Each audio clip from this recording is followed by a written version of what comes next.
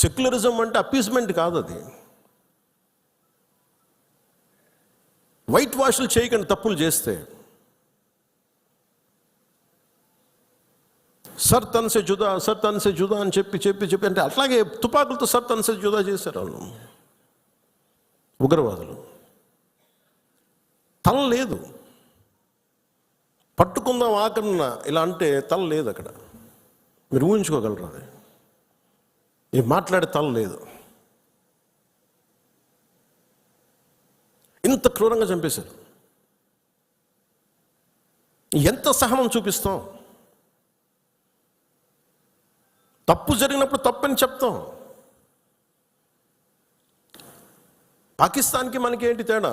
జిన్నా విడిపోయినప్పుడు మేము పాకిస్తాన్లో అందరినీ సమానంగా ఆదరిస్తామని చెప్పారు. హిందువులు ఎల్లక్కర్లేదు, ఆదరిస్తామని చెప్పారు.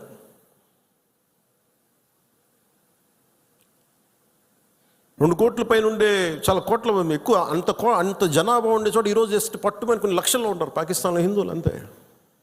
బట్ వేరస్ మన దేశంలో, పాకిస్తాన్లో ఎంత జనాభా ఉందో ముస్లిం జనాభా అంత జనాభా ఇక్కడ ఉంది. That's what India is. కానీ మనం నిజంగా ఈ సోకాల్ సూడో సెక్యులర్ వాదులు చెప్పిన విధానంగానే అయితే నిజంగా అసలు ఇంతమంది ముస్లిం పాపులేషన్ ఉంటుందా?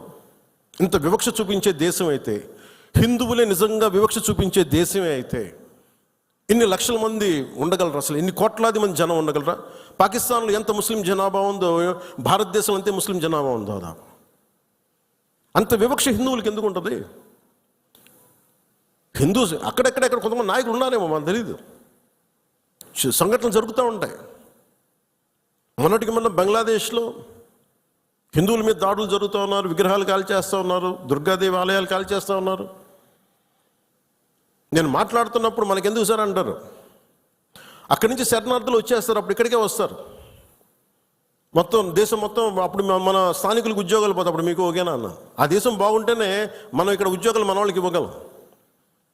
రెండు రాష్ట్రాల మధ్య కూడా, తెలంగాణ కానీ ఆంధ్ర కానీ, ఇక్కడి నుంచి మీరు వచ్చేస్తే మా ఉద్యోగాలు పోతున్నాయనే కదా సెపరేట్ స్టేట్ అయింది. అలాంటిది ఎక్కడి నుంచో శరణార్థులు వాళ్ళ యుద్ధ పరిస్థితులు వాళ్ళ వాతావరణ పరిస్థితులు బాగలేక మనకు వచ్చేస్తే అది మనకు అదనపు భారం, అది దేశానికి కూడా.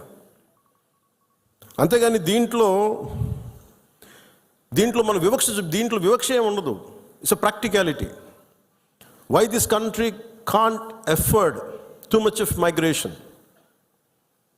ఆల్రెడీ ఇన్ని కోట్ల మంది జనాభా, వీళ్ళకి ఉద్యోగ అవకాశాలు, వీళ్ళకి ఉపాధి అవకాశాలు, వీళ్ళకి విద్యా అవకాశాలు, వీళ్ళకి గృహ అవసరాలు ఇవ్వడమే కష్టం, తప్పన పడాలి. అలాంటిది ఇంకా అదనంగా ఎక్కడి నుంచో వచ్చేసి వేరే దేశాల నుంచి ఎక్కడ తీసుకుంటాం? అది ప్రపంచం అంతా ఇదే సమస్య ఉంది. సో అలాంటి సమయంలో ఇది మనందరి బాధ్యత. ఇది నేషన్ సంబంధించిన సమస్యలు, మన సమస్యలు కూడా. మనం ఎక్కడో కావల్లో కూర్చున్నాం, లేదంటే నెల్లూరులో కూర్చున్నాం, సూలూరుపేటలో కూర్చున్నాం, బిట్రగుంటలో కూర్చున్నాం, లేదంటే ఎక్కడ కూర్చొని మారుమూల గోదావరి జిల్లాలో కూర్చొని కుదరదు. దీని ఇంపాక్ట్ మొత్తం మీద ఉంటుంది. ఇది మనందరి బాధ్యత. ఇది